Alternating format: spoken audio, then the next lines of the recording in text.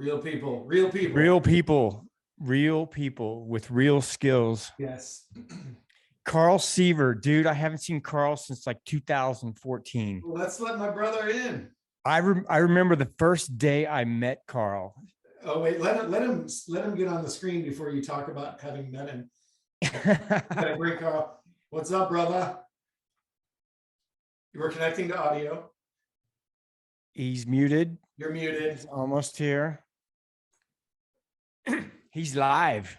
Glad I was muted. My volume was atrociously loud. I think I'm deaf now. How you doing, brother? What's up, bro? Good.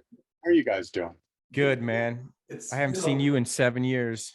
I haven't seen you in forever. It seems like it's been forever. Long time. Well, this is kind of a little reunion with the three of us on here, so this is fun. Totally. Yeah. So we're getting the band back together. So I love it because I think a few of us, we've probably offended a few people. We've probably pissed a few people off. Well, those who haven't been, here I am.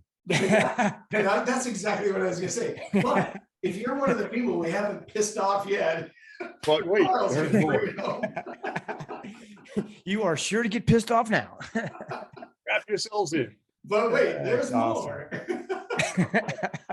Yep. That's awesome. I love it.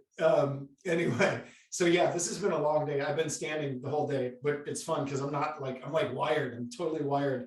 And I don't know if it's feeding off the frequencies and all that. Now we can have a different conversation with you than we had with other people because you were part of doing the work that we've done, the Reconnective Healing work, and you met your wife doing the Reconnective Healing work. And, you know, it's just like, there's so much to talk about, but I just want to say, first of all, for those of you that just tune in, this is Carl Seaver. He is an international psychic and medium. He will soon be an author, right? Soon. Wait. I just threw that out. I just made you commit to your book. Did say, but wait, there's more. Yeah. And you're a teacher. You have a facility down there in Florida where you, and you also do it online, but you teach people how to develop their psychic, intuitive, and mediumship skills. And you just hosted a mediumship demonstration the other night, right? Last night? Wednesday night. Actually, yeah, I hosted it, but it was a mediumship demonstration for my students. So technically it was my students' demonstration. Yeah, they were students of mine, and I thought it went very well. I'm very proud of them. Good. Awesome. And see, we need teachers like you that are proud of the students, and then you give them constructive feedback, right? And then encourage them to do more. So carlseaver.com, and then you can also go to, is the Karma Castle, is it karmacastle.com? It's thekarmacastle.com. Thekarmacastle.com. And look up Carl. He's not only is a great friend, and I will tell you, when I first met Carl in Newport Beach, I believe it was, it's like, we can't figure out the date. I'll have to look back. It was 2012 or 11 or 12. 11 or 12, something there. Yeah, we had dinner one night and we knew we were going to do something with each other. Back then, we didn't know what or when or how, but it's because my ass. We knew each other for a half hour, I think. Yeah. I think we're supposed to be doing something together. It's so funny. So anyway, hey, I want you to, Case, if you have any questions for Carl, but Carl, give a little background of what you're doing and then how you got on this journey, because you have a very colorful background with it as well. Going back to, you were a chiropractor, you've been in corporate America, and you're trying to become another one again, a very good athlete that was you were a competitive athlete. So now you're, dude, he's training again. He's back in training. He's going again. Yeah, it's crazy. I don't know what goes on in his head. Don't ask me. But it's funny because you're mentioning these things that I've done. And, listen, I popped in and out throughout the day, and I'm probably one of the oddballs. Like, I don't have imaginary friends from when I was 4. I wasn't talking to the spirit world all my life. I mean, I'm a product of 80s heavy metal.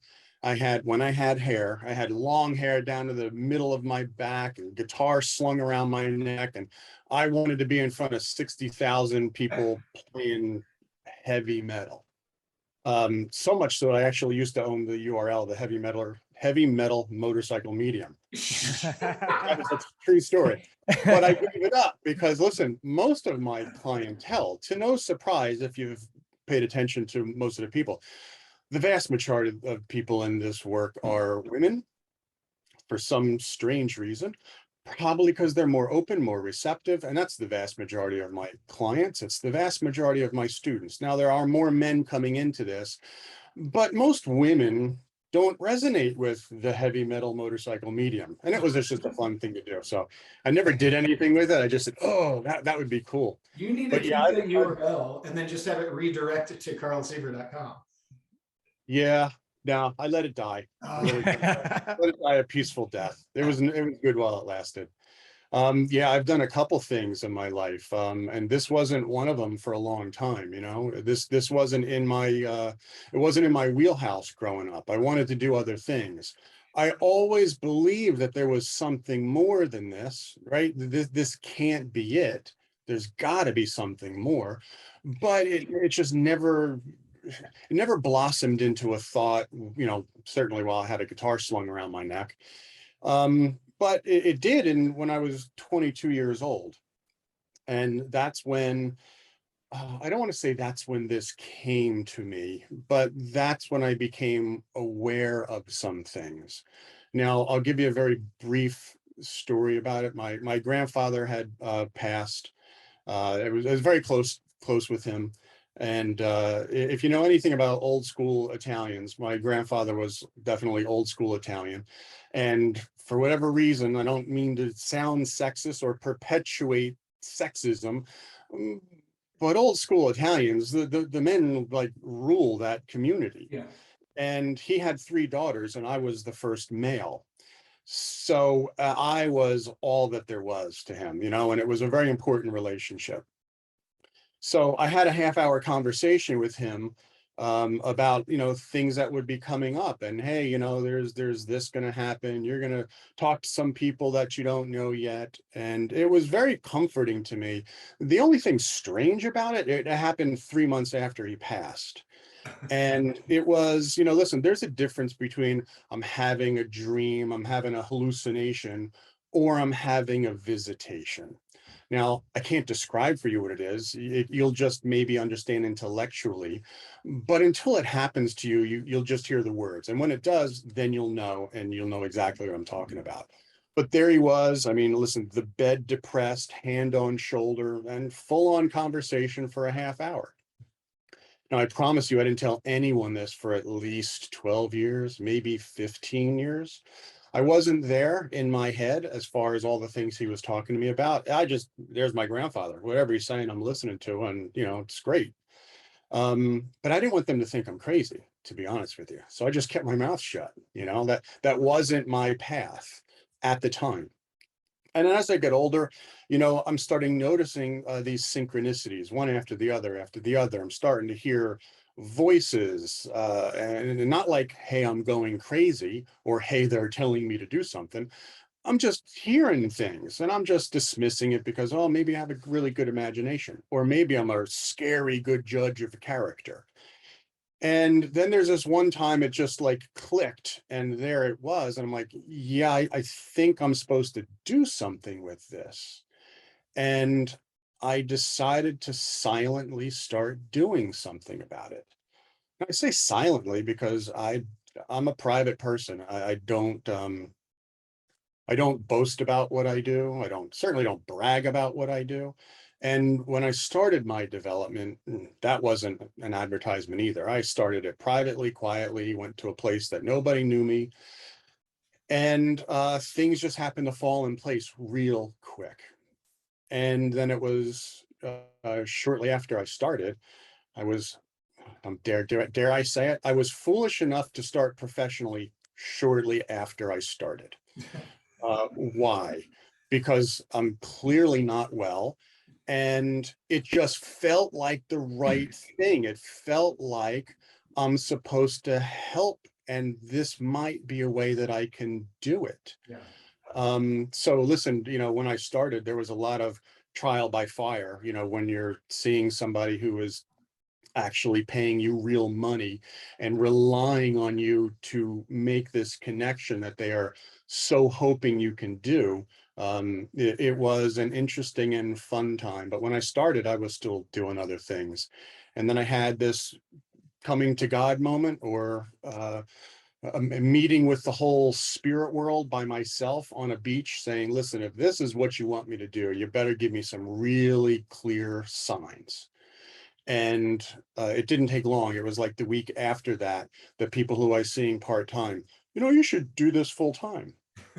Hey, do you ever think about doing this full-time?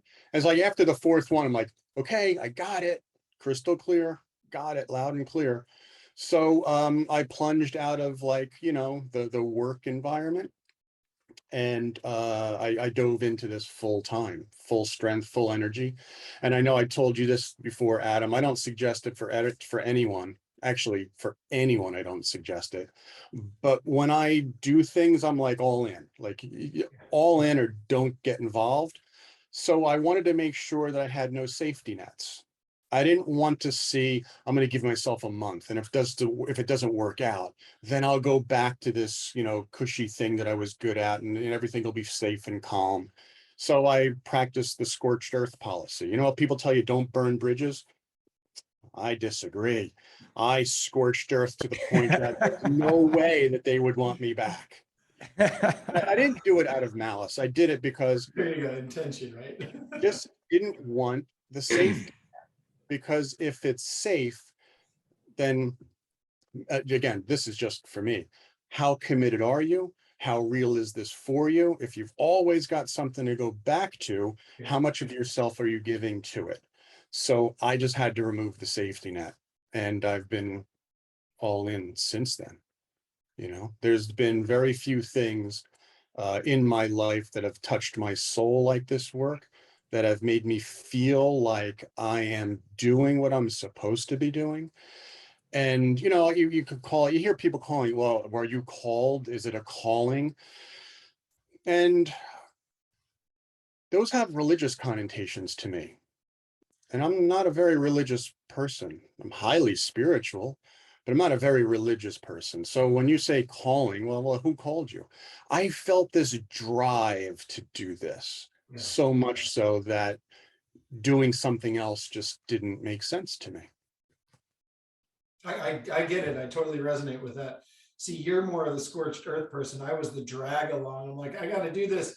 And then it took a global pandemic for me to go, okay, I'm finally leaving corporate America to do the passion project that I really wanted to do, because all of my other friends, Case is doing it. Carl went out on his own, and look, you guys have been there, done all those things you've done.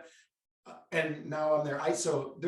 It's your perspective, right? You were good. Safety net. No, I was like, I was trying to take the safety net with me to do this. Yeah. And this is just a passion project, right? This is a free thing that's going to be for fun, to educate people. And I do believe that there's an ebb and flow in the universe, like we all have shared many times together. So in your practice then, like, what did it take for you?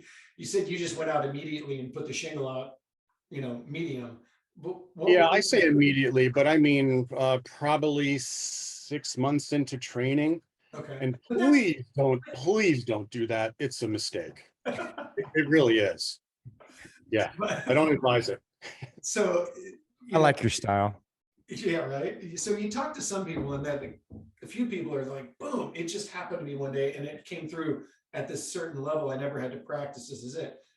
But for 90, I don't know, I don't want to make a total number, maybe 90% of the mediums out there, it probably didn't happen that way, right? It was development of it. I mean, I don't know the numbers. It's development for sure. Listen, you could feel driven to do something, but that doesn't, let's just use piano as an example. You can feel driven to pound your hands on these keys. It doesn't mean you're going to be Beethoven when you sit down. It just means when I pound these keys, I like what I hear. Yeah. And it inspires me to learn more. It makes you, if you're driven with a true passion, you will put the time and dedication in without realizing that it's time and dedication, because it's what you're passionate about. And then with anything else, it's, it's an art, it's a craft. The more you do it, and again, I don't want to say, I forget what football coach it was, and I won't phrase him exactly, but it's perfect practice makes perfect, not just any practice. Yeah. So, just pounding the keys for 3 months, you're going to still sound like you can almost play chopsticks. You'll have to learn the right scales and hand position, and you'll have to learn these things. And then they become comfortable and natural for you. And, then you keep developing and developing and developing. I saw a little flash of somebody had a question of like, how long is training? Yeah. For forever. For forever. This is a lifelong endeavor if you're committed to it.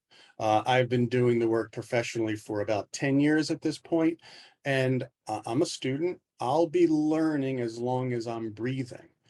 And I mean it from sincerity, that the moment you think you have nothing else to learn, please do something else. Well, and I can vouch for you on that, because not that you need me to, because you could give a crap if I vouch for you, but I'm going to tell everyone this anyway. Because when you came down and I set up a demonstration for you down here at one of the facilities, we had a decent showing that night. You came down and you were out of your element. You did a reading. I thought you did well. I thought you did well.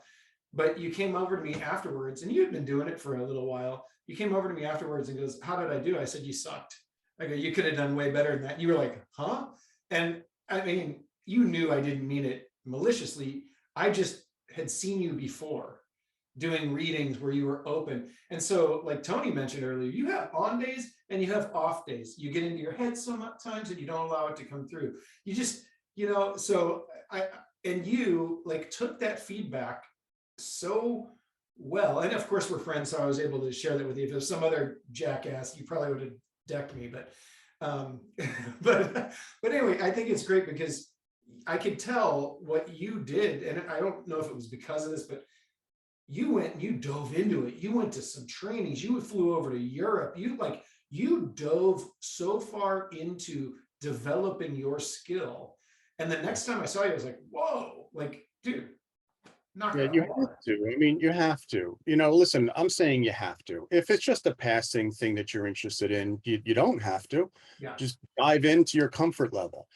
But for some reason, I knew that this is what I'm meant to do. And again, I don't mean it from ego, and I promise you I don't. I just don't have any other way to say it in this moment. But when I started, things just fell into place. It felt rather natural. And I was new, working with people who were doing it for years, and it just seemed natural.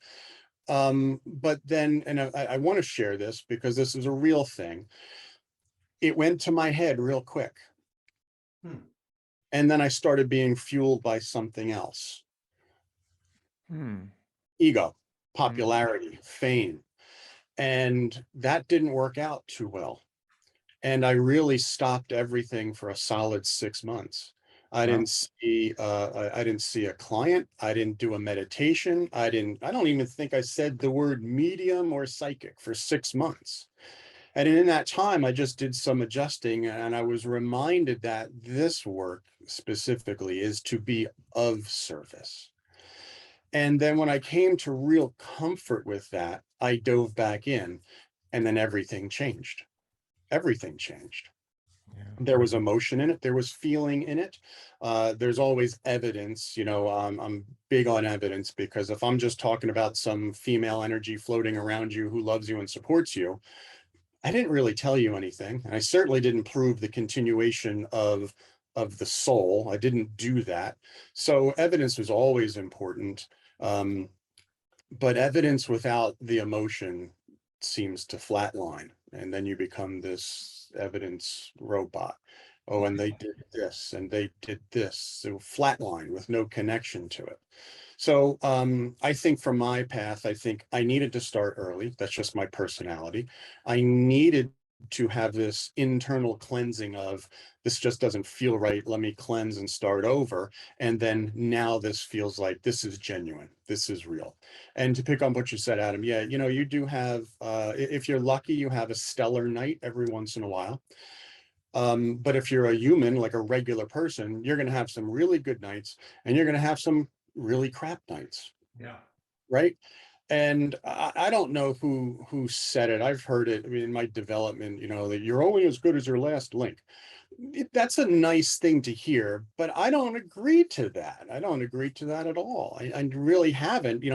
After my 6 months off, I really never subscribed to that. I know my potential, I know where my mediumship can go, but I can only take it to a certain place in that moment.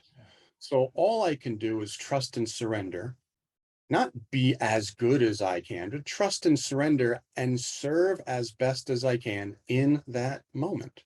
And that moment will be different than the next moment and the next one and yesterday's. So listen, I'm glad you saw me struggle, and I do appreciate the way that you said that. And that's how I would expect a friend of mine to tell me that right in front of my face. That's how I'd want it. And then, you know, you find, again, my perspective, just because Carl's saying it doesn't mean it's carved in stone. It's my perspective from my experience. You find that if you want to continue to develop and you want to become as good as you can, not the best, there's no such thing, as good as you can, you have to have pretty thick skin and be able to look yourself in the mirror and say, I'm not as good as I think I am, and I need to polish some things. Yeah. And if you can do that with humility, not embarrassment, if you can do that with humility, that's from a real pure place. And, you know, and then you can take your development, you know, further from there. So, yeah, I mean, I remember that night. Not that I remember it as a bad night. I remember it as a night where I was in my head because of who was in the audience. And I didn't feel as comfortable. And I know that my personality was a little sheltered. And what I found in doing this work is your personality is significantly important in this. You know, you would think that people are coming because you have things to tell them. Then yeah, there's some truth in that, but they're coming and they're driven or guided to you because of you, that aspect of you that you're bringing your mediumship with, right? And that's why with all these different mediums throughout the world, there's different styles of mediums because there's different people. And I'm glad there's different styles, but without your personality involved in it, it's just flatline. And how can it really be a part of you if your personality is not included with it? You know what I mean? Yeah, that's a great point. Did your audio just change? Case, did you notice that? I did not notice. My ears I did not. So, Carl, I love what you say about that. And, you know, you and I can always joke about these things, but I just want to know, when you go to the cleaners, what kind of starch do you get on your shirts? No starch. It's just an iron. You don't do medium? Come on. No medium. I would No think you medium did medium starch. What the hell? Nope. Come on, I got to pull something out of you here, buddy. I've gotten Carl, a friend of ours, that got Carl to laugh so hard one night he couldn't Oh my God. breathe. And it was, I think it was that week you were down here doing your demonstration. Yeah, And couldn't catch my breath. to watch you laugh with your whole heart is one of, I have that video somewhere. I've never seen Carl laugh. Get out of town. Well, Let me tell you, he can't stop when he gets going like that. And it was the dumbest thing. It was the punchline to a joke told by a Serbian friend. And yeah, it's just the way he said it. I Oh, got a snail and a rabbit, a snail saying something to a rabbit, and I lost my stuff of like, but wait, why is the snail talking to the rat? I just lost it. Lost it. Yeah. Anyway, sorry, I had to bring that. It's been a long day. But Yeah. so when you're doing now, you are teaching courses on this, which Yes. you know, with your style and the way you are, you know, I guess the reason I made that comment to you that night was I'm used to this East Coast accent, and they're like, yeah, I'm gonna do it, I'm gonna throw it out there, because you're very much a grounded masculine energy and that type of a medium. And I think that's important for this work. And I just saw you not be your natural self that night. So you teach this Yes. to people in groups and one-on-one. When you're teaching it, what do you, like, if you step back and say, hey, if I would have known this when I first started out, what advice would you give to those people? Or maybe you do this already in your trainings, but what is the advice you give to those people now that you've got the perspective of starting out? Well, listen, I told you earlier that I started out too soon, but I think it was by design. It was on purpose to give me more experience to know what to do and all this kind of stuff. But I teach it based on my experience, and whether it's, you know, a one-on-one with a mentoring student or in a class, I have Mediumship Mondays. So every Monday night I have a mediumship development circle. Yeah. And, you know, listen, you have to be in this place where you're comfortable with yourself. You have to be comfortable being vulnerable, right? Yeah. And once you are comfortable with that, it's much more easy for you to be open and trust. And, you know, then you can start sharing that which you perceive. But the thing that I tell most students brand new is, you know, after they take a course to come to a Monday circle for me, is you have to be willing to share what you believe you know, knowing there's a chance that someone's going to look you right in the eye and say, that doesn't make any sense. That's not true. Doesn't make any sense at all. You know, you've got two options. You got two options when this happens. Get stuck in, oh my God, they said no. I don't know if I'm a medium. They don't know if I'm a medium. What am I going to do? And you've just dropped out of your power. Or you can move on to the next thing that you know so that they can say yes. Now, I've said this countless times to students because a lot of students have seen me demonstrate, which I love. It's a passion of mine. But I've told them that on like rock star nights where people want autographs, they want to come up and shake your hand and what you've meant to them and how you've impacted them. I might be 80–85% accurate, right? There's no 100%. I mean, I would call BS on anyone says that I'm 100% medium. You're 100% full of it. It's not possible, right? So do you dwell on the negative, or do you say, okay, well, that I'm incorrect in that, no problem, let me move on to something else? Right. The second you make it a big deal, you amplify its power and you get sucked into that, right?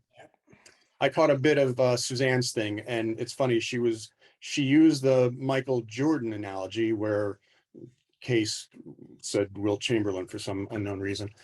But anyway, she was talking about He's a badass, dude. Yeah, he was, but that was in the 70s, man. So, you know, most people would say, no offense, Case, most people would say Michael Jordan. And then the follow-up was, well, how many shots do you think he missed? A lot of them. But does he talk about it? No, you need those because they help you improve. And as long as you can be okay understanding that you're never going to be 100% accurate, as soon as you can come from a place where you are detached from that sitter or that audience's expectation of you, and you put yourself in a place of, I am here to serve the spirit world, then I don't have to worry about it. I mean, my worry is over, you know? I love that. That's a great way of explaining. Well, it's also the same thing. It's Michael Jordan analogy is the same as Babe Ruth, right? He had more home runs at the time than anybody and one of the best hitters, but he also struck out more than anyone totally in those seasons. So you got to go, but it's how many at bats are you going to get, right? How many times are you going to get out on the court and take the shot? That's the challenge with so many people. They don't take the shot. And the three of us have seen this. Carl, you see it more in the mediumship world, but Case and I have seen it, and so have you, in the healing world, right? People have learned how to facilitate healing work, and then they don't go out and do it. They don't ever do it. They just go, it's like, oh, I got a certificate, whoop, whoop, on the wall. I'm a healer, but how are you going to expand and shift and grow unless you share your gift with somebody? You got to go see people, you know, and I remember the first time I did a healing session, it was in somebody's recliner chair, and I had no clue what I was doing. I was freaking out. But you know, then you just have to finally take the step. And finally, when I saw my first client, it was like, oh, this is what it's like. And you know, 20 years later, after doing the healing work, now I'm teaching people how to have a 5-star practice because it's simple, but we all three come from a space of perspective and from knowingness of this field and what's going on. And we really, you know, the whole intent is to share with people. Go out and explore your gift. Go find somebody like a Carl, a Tony, a Suzanne, and all the other wonderful teachers out there, and go educate yourself. Take their online course. Take their take whatever they're offering and learn, and just expand and be open and aware to things, and just allow the information to come in. I mean, we've had a good number of people on here all day. Some have come in and come out, but cheers to all of you that have stayed on from the very get-go until we finish up after, you know, having Carl here. There's no way somebody stayed on for the whole thing. There's no way, They dude. better have, and I'm gonna go look. I at the barely analysis. did.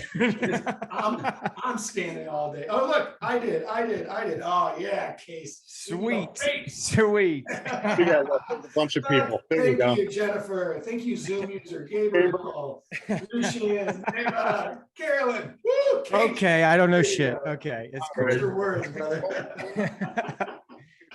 I love it. Thank you all for being here. So, Carl, I told you I was going to ask this. What is your favorite thing to share with people to develop their skill? Like, what a simple practice. Simple practice. Oh, okay. If you don't want to be simple, because I know you like difficult things. I'm just kidding. I like to simplify things because nothing really needs to be complicated. And you'll have to forgive me if it was said, because I know there've been several other mediums on, and I know that they've all got different belief systems. But I mean, if you're just starting, I would strongly suggest that you become really comfortable with you, become really comfortable with who you are. And I will tell you, I've changed as a person in this work. How can you not? You know, I was a much different person a decade plus ago. But, you know, when you do this, when you put yourself in this power, in the presence of the spirit world, you know, you sense these things, you feel these things, you have a knowingness that no belief can ever shatter. And what you find is you find the flaws in you, the strengths in you, the things that you're embarrassed about, the things that you're proudest about. And if you hid all of those things that you were embarrassed about, or things that you didn't like about yourself, you'd shut an aspect of yourself off. Well, how do you find those things in others? How can you be open enough to sense something in another if you can't address it in yourself, you know? So the first thing is really start to become comfortable with yourself. Start carving out some time for yourself where you can put yourself, I don't want to say like woo-woo, like meditation, but put yourself in some silent space where you can just exist without a laundry list in your head. And then slowly start with that desire to connect to the spirit world, maybe before you connect to a spirit communicator. So you can feel and sense the difference of, here's our physical world. Ooh, something's changed. Here's the spirit world. Now let me laser point focus in. Here's a spirit communicator. But, you know, there's no wrong way of doing it. But I think a comfortable way of easing yourself into the point of becoming comfortable sensing and perceiving energies that are not yours. You know, the energy or power of somebody else, the thoughts of somebody else when they're not yours. If you don't own your own stuff, how are you going to decipher your stuff from the other person? Yeah, exactly. Carolyn just came in and said, it's the fucking frequency in my ears 24/7, 365. You said we can swear. Yes, you can swear out here. I don't know how we'll get taken down, but the thing is, Carl, that's great because you are tuning in. That's what you're doing. You're tuning in when you're saying that, right? Sure. We may use a different language here and there. I don't know why, while you were saying that, I kind of wanted your opinion on, well, two things. First, do you find that the bookends of the day, like right when you wake up and right when you go to bed at night, do you feel those are accentuated times where you can tune in, or I'm just blowing smoke? For beginners. If you say it in English, I'll be able to answer that question. So right before you go to bed at night and right when you wake up in the morning. Right. Do you feel you can tune in much easier at those times? Yeah. I would tell you for the new person, the untrained person who hasn't put themselves through a deliberate, concerted effort of maintaining a specific brainwave without getting too scientific, we fall in and out of theta wave right before we're going to sleep and right as we're waking up. So for the people that are not scientific, you've already tuned me out, and I get it. But there's a lot of research that goes into the fact that your mind is in at least a theta wave or deeper, the stronger your connection is. And we do this naturally 2 times a day without even thinking about it. Yeah. What a meditative practice, and listen, again, it doesn't have to be holding your fingers like this and going om for an hour. What a meditative practice is, it trains yourself to keep your brain in that theta wave for a longer and longer and longer and longer time. Right. Yeah. But again, with that said, guys, new students in my development circles, and whether they're mediumship or psychic, most psychic work we can do porpoising in and out of a daydream state, an alpha wave, right? You don't have to be so deeply connected to connect with another person. Why? We don't have to change our frequency that much. We're human to human, incarnate to incarnate. We're already vibrating similarly enough that I don't have to tune in that much different. We're already physically here, right? Yeah. So it's when we make that shift from incarnate to incarnate to incarnate to discarnate soul, yeah, I got to tune my channel a little differently. You know, I've got to vibrate a little differently so I can receive that, which is always around us. But I have to tune myself into that, just like you would on an old-fashioned radio station. The music's still there. It's always there. You just have a radio tuned to country, and now you want to turn it to rock. You just change the dial. So you're probably the only person we could ask this to today because of doing the healing work we've done for so many years, all of us. Do you feel that's like the fact that we're tuning into a frequency, this vibration? Do you think that's a reason why a lot of people doing the work that we do, whether they're receiving the healing session or facilitating it, start to get messages themselves or be able to give messages to others because we're changing our frequency or bringing ourselves to another vibration? Well, think of it as like a conduit of consciousness, if you will. And there's many things that you can do to change that. And that healing work is certainly one of those things for sure. But let's oversimplify it even more. What is the person that was trained the way that we were? I mean, what are you doing during that time? What is your intent? Where is your mind? Where is your focus? You are in the moment present. Yeah. There's nothing else going on. It's a calming of the mind that allows us to be open to the non-physical reality, right? Now, it's just the difference in the person of when we start perceiving this non-physical reality, are we doing this with a background of conditioning of fear? Or are we doing with the empowerment of we are part of divinity? We are not separated. Again, I told you, I am not a religious person. I am highly spiritual, and I am part of divinity. So much so that what would I ever need to protect myself from? Right? Thank you. So let's jump into that because I'm not here to judge anybody, but some of the other, every medium has their own thing. And we've heard the word protection and fear a lot, but I think some of it gets lost in translation. And I know you and I have had this conversation. I know Case resonates with this as well. Let's wrap it up from your perspective. The fear, yes, you'd probably, and share with us what you do to prep for whether it's a reading, that's a good word for it, a reading, a demonstration, or another way where you tune in and you're doing group one-on-one. How do you set up for them? And then where do you feel like, do you bring protection into that?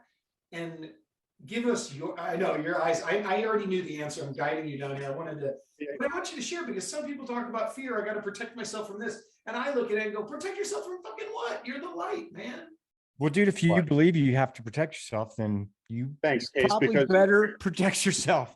you're saying exactly where I'm going. Listen, I'm not the person to tell somebody how to do this, right? That's not my role. But you have to understand that all beliefs can be shattered. You can't shatter a knowingness, right? But if you come from, and before I even start that, you have to also have that understanding that you are a co-creator in this reality, right? And if you believe that you need to protect yourself, you damn well better. But if you know you don't, what would you protect yourself from? Exactly. Thank you. There's nothing connected to divinity. There is nothing to protect yourself from. You are the light. You walk into the room of I am the light, not ego. Energetically, etherically, I am connected to this source that has created everything. I need no protection. Would I want to protect myself physically from somebody who meant to do me harm? You bet your ass I will. But a non-physical person in the spirit world, there's nothing to protect yourself from. I love that, man. Thank you. You drive that point home very clearly. I like to hear it from other people that I resonate with on that. I think a lot of people will recognize it as well. And somebody said, look, we create our reality, live in the love, right? We want to live in love, happiness, joy, compassion, and prosperity instead of fear, lack, and limitation. And when you vibrate like that, which is where I believe the three of us are, and many of the people there too. And it's okay to have your different perspective of how you jump in and out of this. That's great. Go do it. If that's where you're at, you do it. Yeah. So you asked a question I want to answer, like, well, how do I prepare? Yeah. I want to answer that because it's an evolution. How I used to prepare and how I prepare are day and night apart, because I didn't know. And when you're starting, you don't know because you think it's the meditation that makes you the medium. Right. And if I say these magic words long enough, then it's ready to go. And I remember when I first started, I was doing 45-minute preparation before a first reading. And I was at a psychic fair. I'll make this short, I promise. I was on my way to a psychic fair, and I always give myself time to get there, make sure my area is set up, and then I got to put my headphones on and I'm lost in whatever I'm doing for 45 minutes. I build that extra time in. Well, there was an accident on the way there. I got there. There was already a line at my station. I had zero time to prep, and I had a phenomenal day. Never prepped again, probably. My epiphany in that moment was, and this is many, many moons ago, I don't have to prepare myself to be a medium. I am a medium. All I have to do is become present and be in the moment. I love that. That is Everything a phenomenal takeaway. disappeared for me. What's that? We still see you. Yeah. And you guys, yeah. As long as you can see me, I can't see you guys anymore. What a great synchronicity in the timing of that. Yeah, we're back.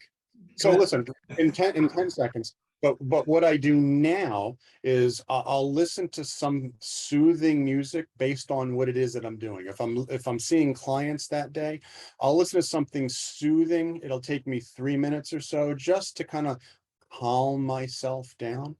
If I'm preparing for a demonstration, I need a little bit higher energy. So I've got some metal going on in my head. Good. I was going to ask you that. Yeah, for about 15, 20 minutes, I am on tour, on stage with some headbanging going on.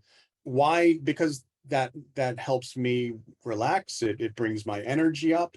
And those are the things that I do now. I didn't do it 10 years ago. I love it, brother. I absolutely love that. That makes me so happy to hear, because some people were asking that commentary in there. So I want to plug you here on this, because you are kind enough to have offered something for the attendees. And, oh yeah, and I'm going to change that too. You're going to be mad at me. I got to change the date.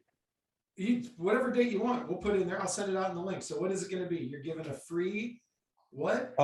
I'm going to do a free hour, I'm going to say webinar, but it's going to be like, I can see you there. We're going to see each other, right? Okay. Free 1 hour. We're going to talk about what people can do for psychic or energetic hygiene. And we're going to talk about the ethics of this work, which are there. That's paramount to not talk about ethics to people who are about to develop or newly developing. I think it's one of the biggest shortcomings.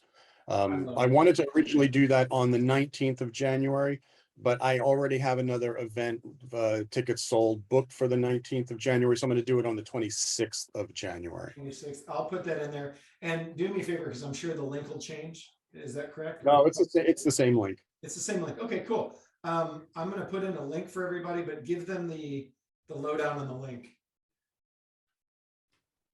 Well, listen, the best way for you to do that, it's a long acuity link with a Zoom link attached to it. It's about 400 characters long. You're gonna include that into everybody's thing, right? It is. It's in the chat right now, so Okay. they can do that. It's January 26th at 7 Yeah. p.m. Here's the only unfortunate thing, because I'm not an acuity expert, and if someone is, then shoot me an email of how I could do it differently. You can't register for this thing until December 26th. For some reason, it's stopping me from registering a month before for this class. I don't know why. Okay, so everybody, you're going to get the link. Don't register for it until Christmas. Well, don't. I mean, they can't. They'll go to this and it'll never appear, right? It'll be visible to them on the 26th of December. I love the Somehow dynamic where you get manifest. I love the dynamic where you do this with friends and you're like, don't, hey, screw you, Adam, just they can't, what? Yeah. By the way, Yeah. I always forget, Carl, Glenn Fiddick or Glenn Levitt? Oh, listen, I've changed. I've changed. Oh, come I've on. discovered another 21-year-old by the name of Alberfeldy. Aberfeldy? Okay, well, we're gonna have to make that happen. We're gonna have to have an evening and sip on a little bit of that case. We'll have to figure out how we all get together, maybe do a virtual happy hour or something. Hey, my friend, thank you so much. I really appreciate it. I tell you, this is I don't know how long we've been going, 45 plus. This is like 3 or 4 minutes on my end. I don't know your end, but I'm like, well, when are they going to ask me something? Well, hey, we're giving your website out. Everyone's at. Well, people are asking questions. I think it's funny. Do you have to win it? No, you don't have to win it. Let's all meet in Scotland on High Street and do some tastings. Yes, let's do it. Great. Somebody just said it's been happy hour all day. Hey, I haven't had a sip of anything all day except water. So I'm glad you appreciate it. And thank you all for being here. One of the things, and Carl, stay on while we're finishing up here. Sure.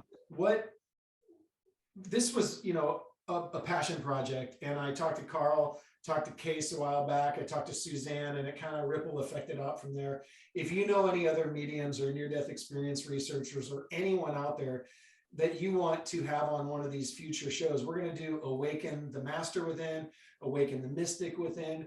We're going to have Awaken the Divinity Within. I've got a list of people, but just send me that in the email. You can reply to the email that you got associated with this event.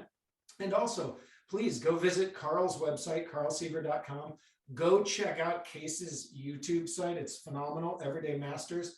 And last but not least, please check out my website at energyhealthcareconnection.com. And we'll be linking it all. So these replays will come online.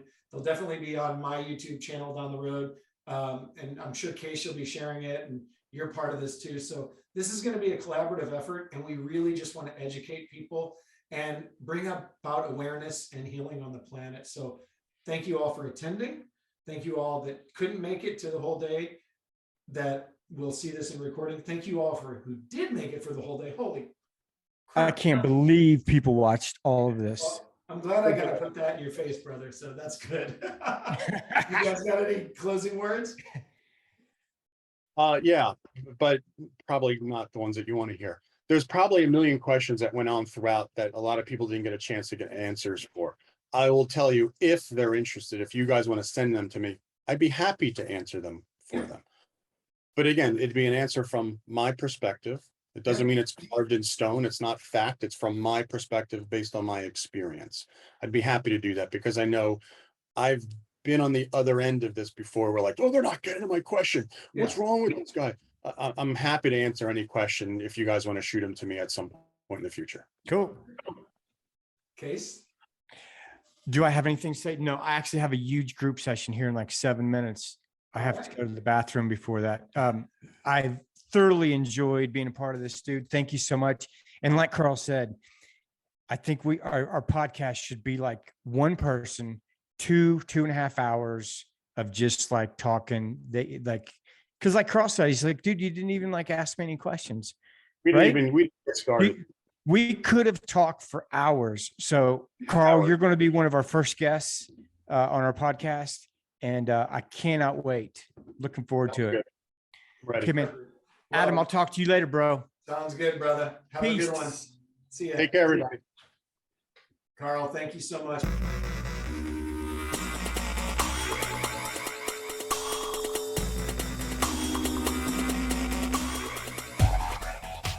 Hey, thanks for watching that video. We hope you enjoyed it. If you liked the video, please make sure you smash the subscribe button in the middle of this screen and then watch the next video for some more Masters, Mediums, Mystics from Energy Healthcare Connection YouTube channel.